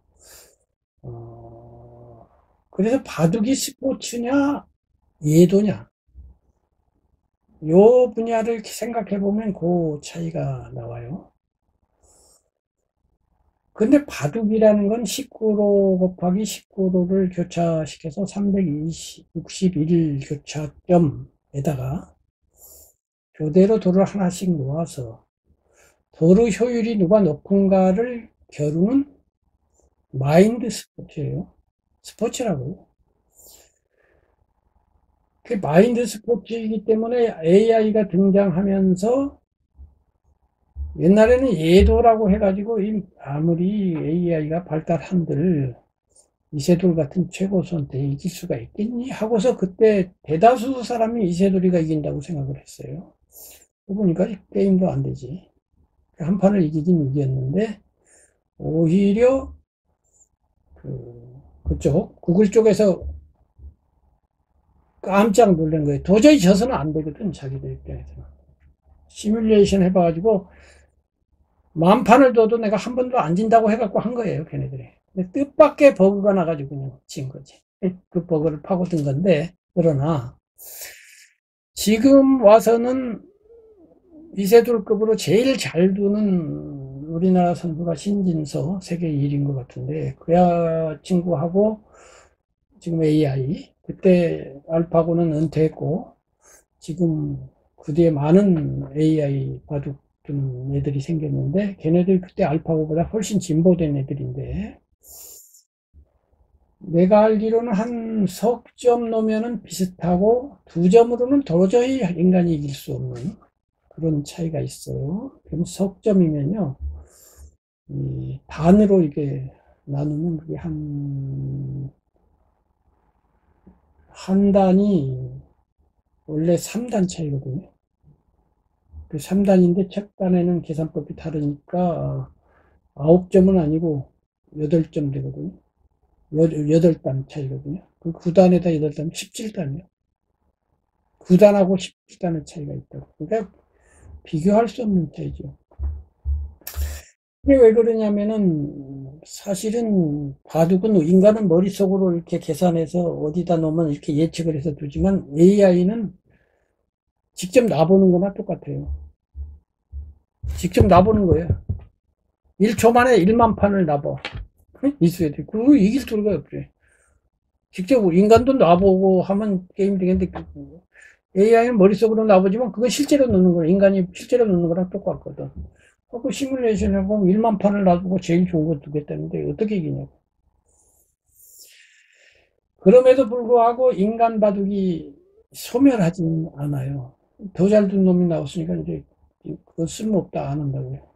그렇게 됐는데 이세돌이가 하는 말이 내가 이것을 패배는 이세돌의 패배지 인간의 패배가 아니다. 이렇게 말을 해가지고 아주 멋들어진 말이다. 해가지고 우리나라 유명한 시인이 바둑도 좋아하고 그래가지고 나한테 물어보는 그거에 대해서 당신은 어떻게 생각하고 내가 이세돌이가 뭘 모른다. 그렇게 감동하고 있지만 그렇게 감동만 하는 게 아니다. 이렇게 하니까 놀라는 거죠. 그게 뭐냐면 그 말은 이세돌의 그 말은 어떤 면에서는 바둑은 예술이라는 뜻으로 한 말이에요. 그래서 그만둔 이유도 예술로서 매력이 없어져 가지고 내가 그만둔다라는 식으로 말을 했거든요. 근데 바둑은 예술이 아니에요. 바둑이 진보하면 진보할수록 AI 쪽으로 가고 계산 쪽으로 가는 걸 간단히 말해서. 교차점에다 놓는다는 것 자체가 과학적인 거예요. 자연과학적이라니까. 직관적인 것이 아니라니까. 그러니까 옛날에 바둑 가장 잘 뒀던 오청원이라는 분 있죠. 오칭위엔이라고 중국 분이죠. 전설적인 바둑 기사죠. 그 양반이 예술적인 수를 많이 뒀어요. 전혀 보통 사람은 상상할 수 없는 데다가 딱 두는 거야. 그건 너무 아름답고 정말 우아하고 멋있어. 그래 그냥 천재야. 천재인데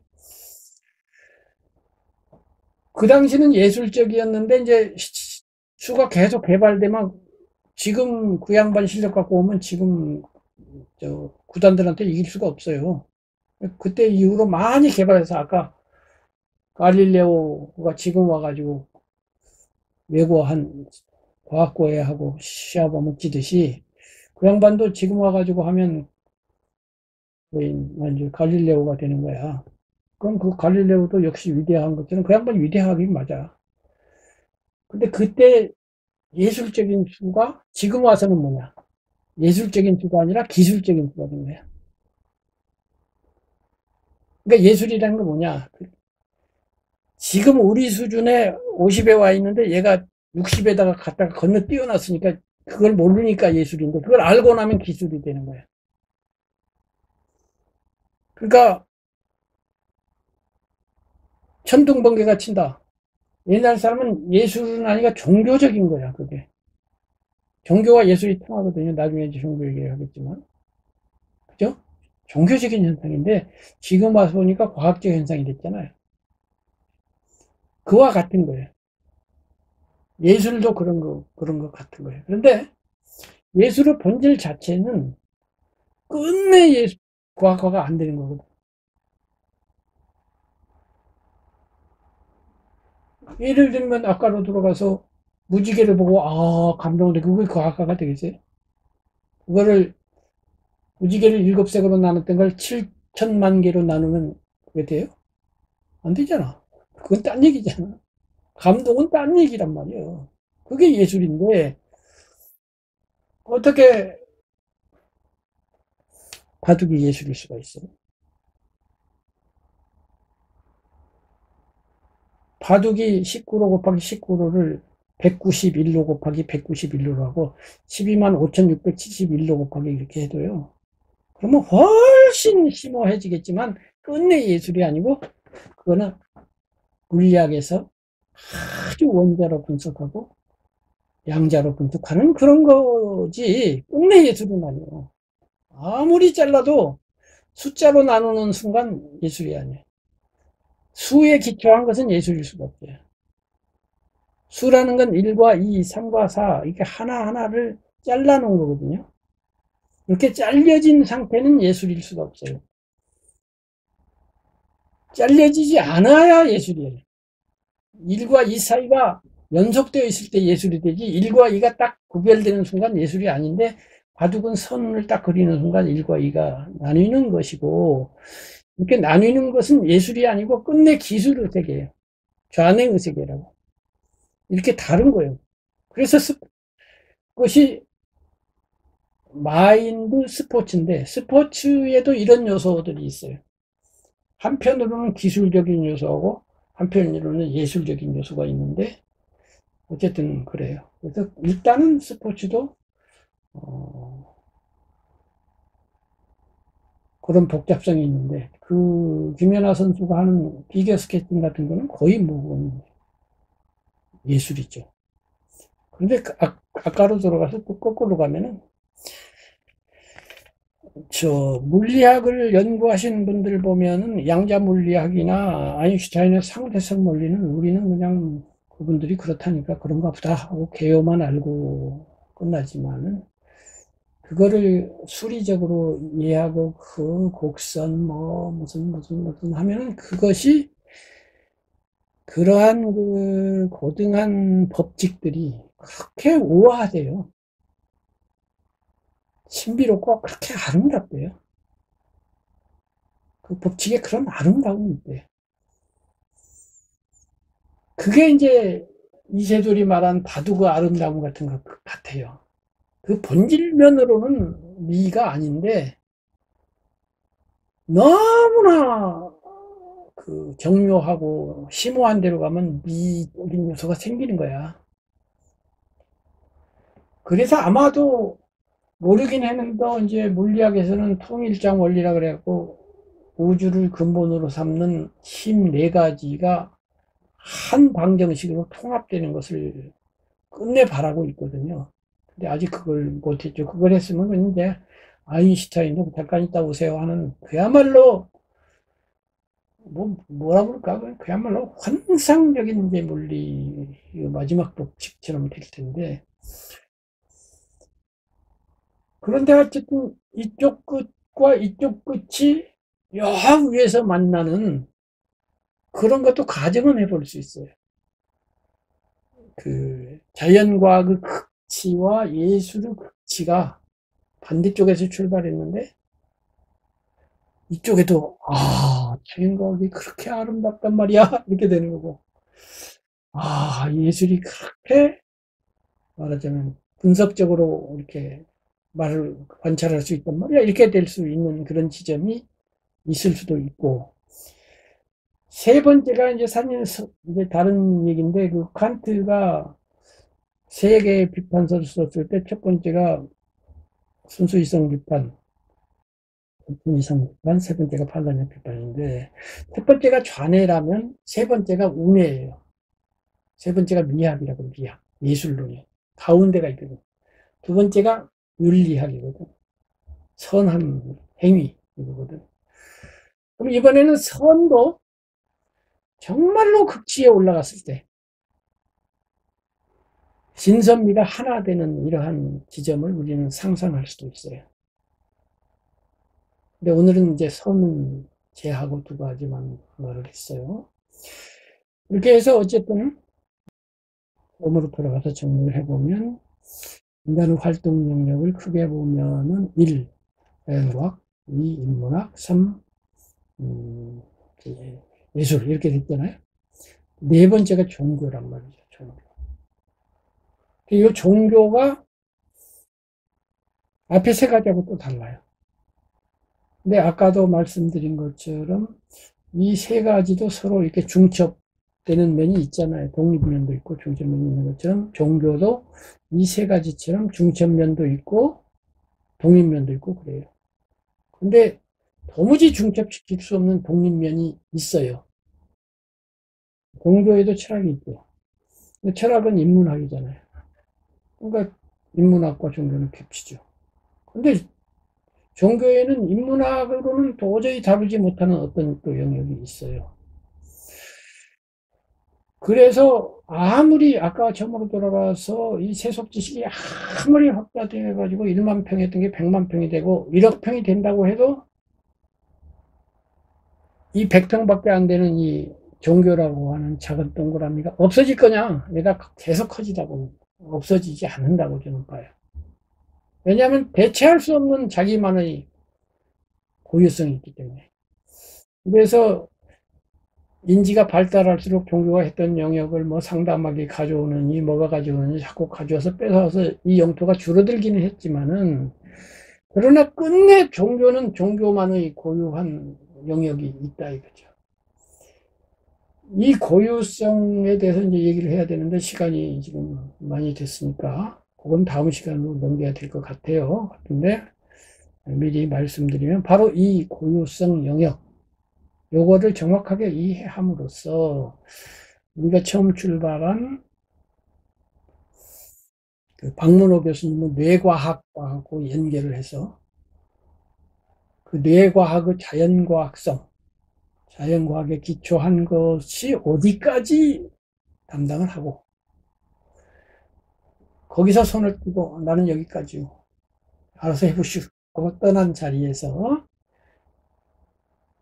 그것을 받아서 인문학이 어떻게 이것을 다루고 예술이 어떻게 다룬 다음에 종교가 이것을 어떻게 이어받아서 받느냐, 그리고 그 종교에 여러 종교가 있는데 그 중에 불교는 그것을 또 어떻게 받아들이느냐, 요거를 이해해야만 전체적인 김정빈이 바라보는 삶이라고 하는 그림이 나온다. 오늘은 여기까지만 말씀드릴 거고요. 너무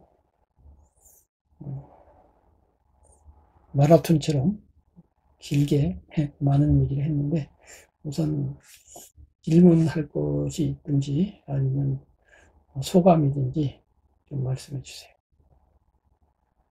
예, 말씀 뭐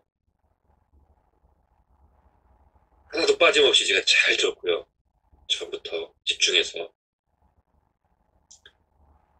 이제 저는 두 차례 이제 말씀드려서 아실 것이라고 보지만은, 이 어릴 때부터 이런 그 진실, 그런 부분에서 탐구하는 그런 시간을 많이 보냈기 때문에 교수님께서 이렇게 지난번에 이제 구축이 있다면 종교라고 하는 것, 그 다음에 이제 문학이라고 하는 것, 그런 것에서 이제 그 문학 또는 예술, 그런 거에 대해서 관심이 거의 없었어요. 그래서 그런 시각에서 지금 이제 말씀하시는 교수님의 메시지가 상당히 아주 새롭고, 또 제가 얻을 게 많고, 그런 걸 제가 계속 느끼고 있고요. 듣는 과정에서도 앞으로도 이게 많은 도움이 되겠구나. 이제 제 삶을 좀 더 이제 넓혀 나가고 또 깊게 만들어 나가는데, 그래서 그런 부분에서 가장 큰 의미가 있다는 것, 예, 그게 이제 주로 제가 오늘 느끼는 소감이 되겠네요. 그걸 느끼셨다면 제가 길게 이야기한 보람이 있어요. 그리고 또 바로 그런 점이 제가 뭐 유튜브서부터 뭐 선사님, 뭐 친견서부터 뭐 전국을 뭐 제가 안 다닌 데가 없는데, 그래요? 그럼요. 직접 가신 거예요? 그렇죠. 저는 뭐 어디 누가 있다 그러면 무조건 다 아, 올스톱하고 뭐 다 다니고 그랬어요. 지난 한 15년, 20년을. 아. 20대부터 이제 그렇게 제가 그러면 했으니까요. 선지식들을 굉장히 많이 만났네. 많이 만났죠. 오, 예. 그런데 그래서, 선지식들을 많이 만나러 다녔고, 음, 그리고 이제 제가 직접 아주 가까운 곳에서 거의 뭐 호흡을 음, 느낄 정도의 가까운 음, 거리에서 제가 이제 그 목소리, 음, 그 다음에 이제 생김새, 음, 예, 여러 가지, 그래서 제 나름대로 데이터가 있는 거예요. 음, 근데 이제 교수님은 또 다른 음. 그런 것, 그러니까 그런 분들에게서 제가 이제 느끼지 못한 그런 새로움이 있기 때문에 제가 계속 그게 아까 이제 말한 그런 예술과 관련이 있나요? 관련이 있죠. 음, 예, 그래서 관련이. 그것이 제가 공자님을 그렇게 존중하는 이유 중에 하나예요. 공자님은 4대 성인 중에서 예술에 관심이 가장 많았던 분이고, 본인이 검은고를 연주하고, 노래를 부르고, 그래서 중국의 어떤 학자가 말한 것처럼 인격이 예술경에 도달하는 것. 인격이 예술적인 거야. 그러니까 예술이 예술적인 거 말고 그 조화로움, 우아함, 고귀함. 그러니까 성스럽다기보다 우아하고 아름다운 거지. 물론 성스럽다. 그런데 아까도 말했잖아요. 아름다움을 다루는 예술을 극지에 가니까 진리를 다루는 이쪽하고 만날 수 있다고 그랬잖아요. 공자님이 그 순임금의 악하고 무왕의 악을 좋은 음악 두 가지를 비교하면서 순의 악은 진선하고 진미하다. 이때 진은 편진자가 아니고 다할 진자예요. 착함의 끝이고 아름다움의 끝이다. 근데 무왕의 음악은 진선하기는 한데 진미하지는 않다. 왜 그러냐면 무왕은 덕으로 다스린 사람이 아니고 아버지는 덕으로 다스렸는데 군대를 이끌고 가고 나쁜 왕을 몰아낸 무가 있거든. 무 군사. 그러니까 거기서 좀 빠졌던가 봐. 그래서 어쨌든 선과 미를 극치까지 올라간 걸 그렇게 예찬하셨고요. 짧은 말씀이지만 군데군데 음미해 보면 그 예술에 대한 굉장히 깊은 통찰을 우리가 느낄 수 있고요. 아까 돌아가서 시주 때에 적정해서 우리가 아름다운 예술로 세상을 봐야 할 때하고 또 분석할 때 더 나아가서 지금 오늘 다루지는 않았지만 군사로 나아가서 나쁜 놈하고 들이받을 땐 들이받고 어렵단 말이지. 부처님은 어려움 얘기 안 하잖아. 그래서 들이받을 때 들이받고 이런 부분이 있단 말이죠.